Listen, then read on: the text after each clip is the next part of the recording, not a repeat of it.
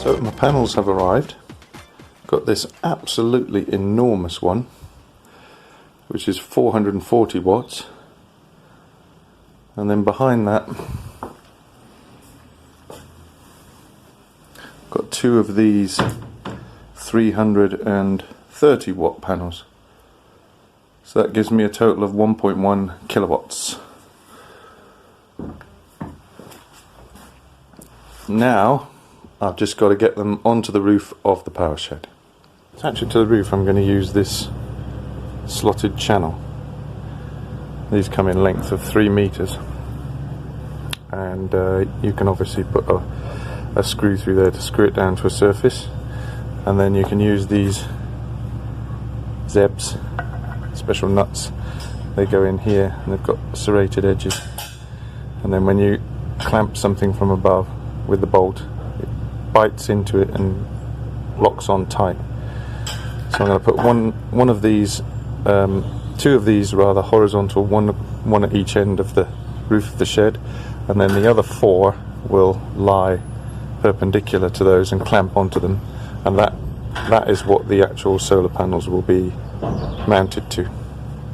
The thing I have to do is cut these to length, because they're 3 meters long and the shed is not that wide. So I need to cut the first 2 to fit the width of the shed. So I'll do that now. So the first thing I've done is attach this bracket onto the end. This will be so I can fix the rail to the corner posts of the shed without having to actually screw through here into the roof, because I don't want to penetrate the roof, because obviously then it would leak. So there it is sitting on top, so I just have to put a bolt through there into this corner post here, and then that will hold the whole structure down. So now I've got it measured up from this side. I'll just go to the other side, mark off where the edge is, and then I need to cut that to the length and then fit another one of these brackets on the other side. Okay, so I've marked that off. So now I just need to cut it.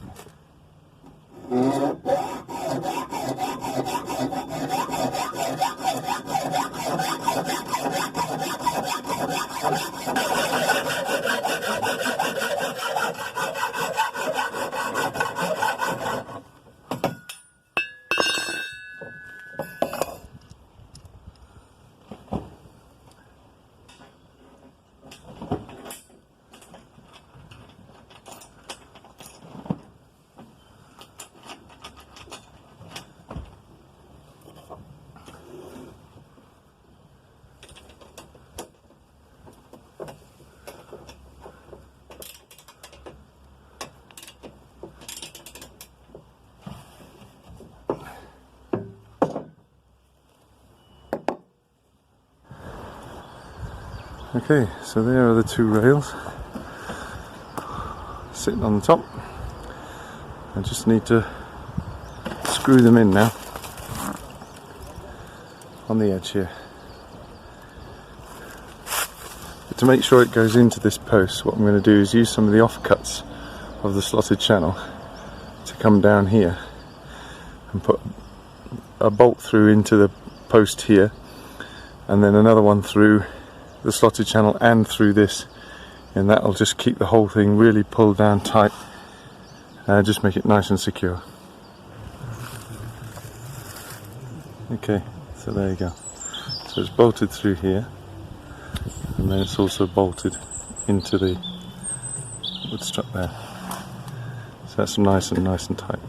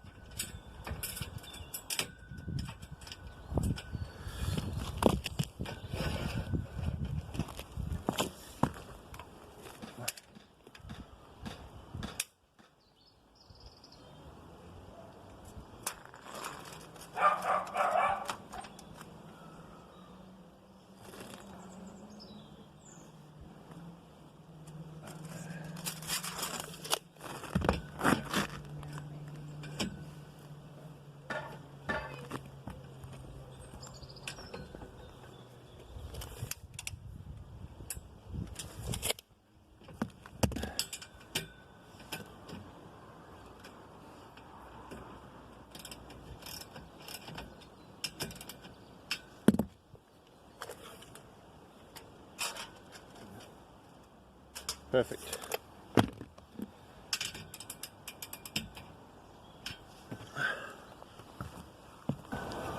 Okay, so that's the first one in place.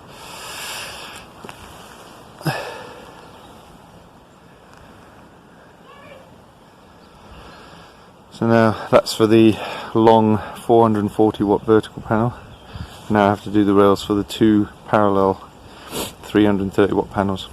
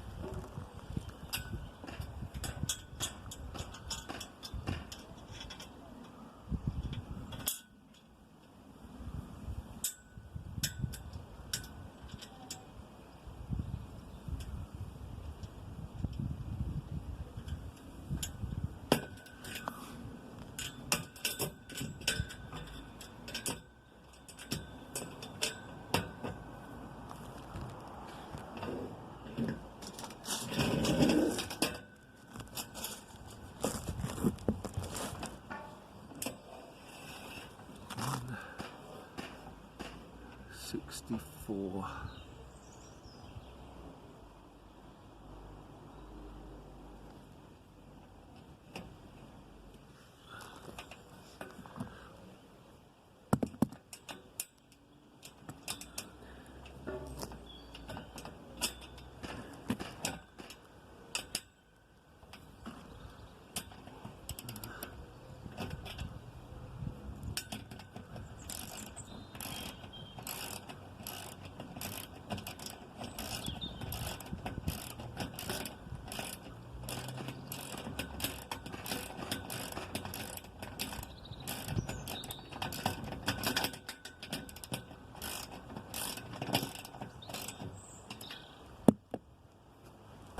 And so there we have it.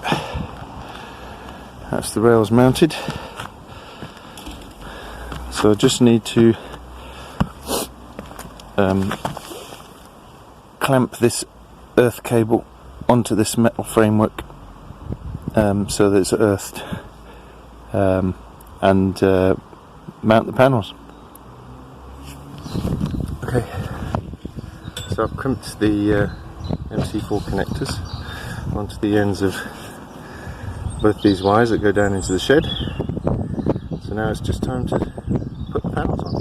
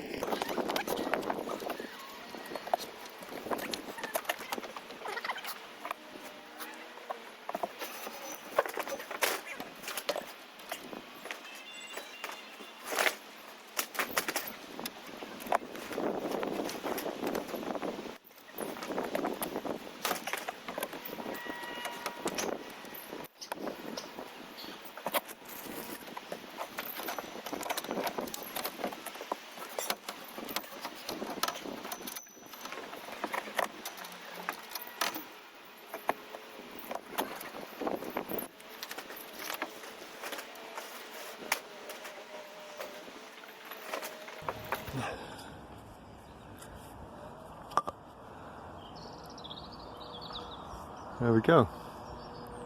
All done.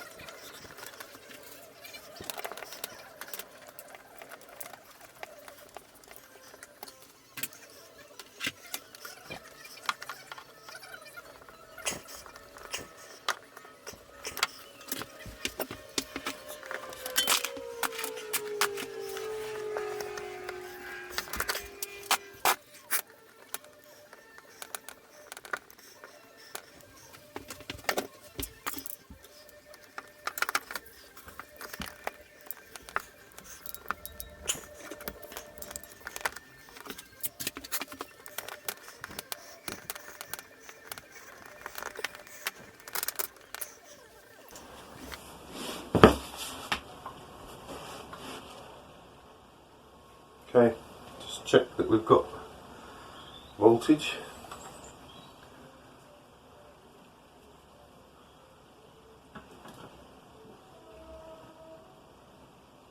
£126 volts, so that means it's all working correctly.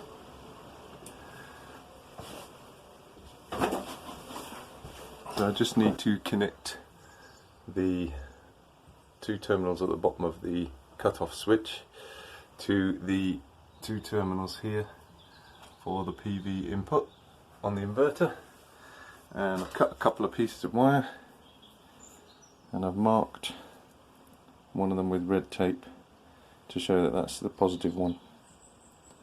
So now it's just a case of stripping the terminals at the end, putting some crimps on there, and then screwing them in place. We should be good to go. Okay, so I've crimped ends on these at both ends, and there's the other ends. So now I've just got to screw them in and we're good.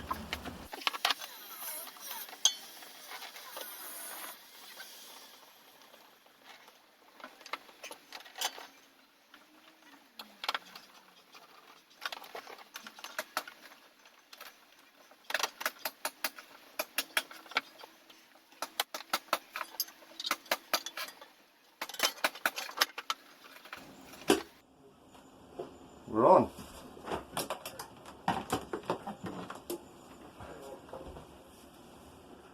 And it says it's charging the batteries.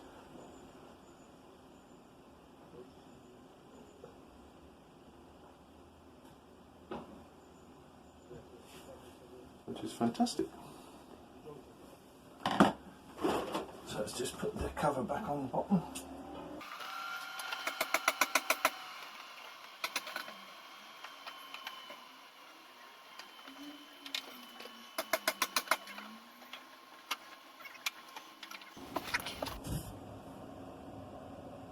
Okay, so we can see it's charging now. It's got a little picture of a solar panel. So I just have to go and check all the settings.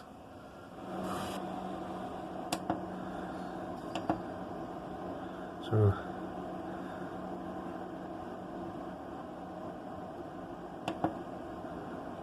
currently charging at 15 amps. We're getting 790 watts, 800. Luckily the sun's come out for us. So we should peak at about 1,000, I would have thought, midday, but we'll see. So this is my current view, dashboard view that I reference mostly with my system. And now that I've added these new solar panels, I really want to put another dial here to show what the current output of the new panels is. So at the moment I've got two separate dials here, one for each of the strings that's connected to my 5 kilowatt inverter, but I don't really need to have two dials for that. So what I might do is just join these together to just have a single dial for the 5 kilowatt inverter, and then I can use the spare slot here to put another dial for the new panels.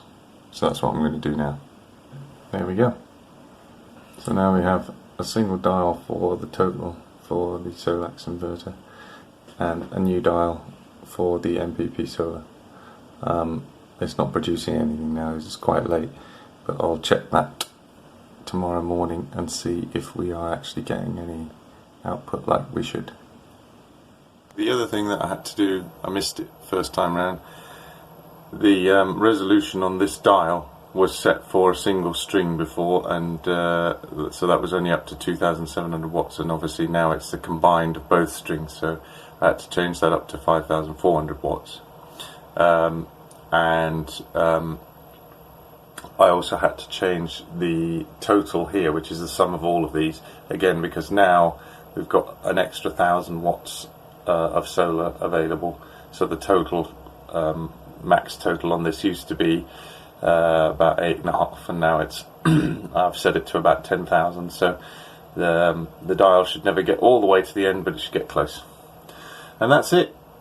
It's all working. At the moment we've got, it's a pretty grey day. We've got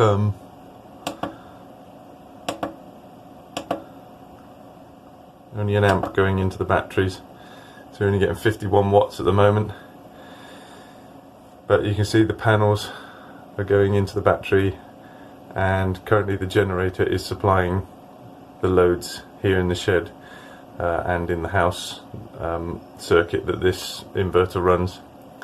The generator is in fact the grid, but it could easily have been a diesel generator or something like that. For those people who don't know how this works, I'll just do a quick recap. So this is an off-grid inverter. So the solar panels that are now on the roof will charge the batteries in here, these batteries, and supply, and between the batteries and the solar panels that will supply the plug sockets here in the power shed, but it also has a line going back to the house which also supplies power to one of the two circuits off the distribution board, which basically runs the lights in the house and the upstairs sockets. That circuit can be disconnected from the rest of the house circuits by a changeover switch, so it effectively removes it from grid tie and makes it a completely an off-grid circuit, so that this can safely control it or power it. And by this one running that circuit, it means the batteries that are in the house only have to power all the loads on the one circuit in the house, and so that makes it all go much further. Okay, well that's it for this video. I hope you enjoyed it. It's really good to have an extra kilowatt of solar available. Please like, comment, share this video with anyone who might be interested in doing the same. Subscribe to my channel. There's more content coming soon, and I'll see you on the next one. Cheers.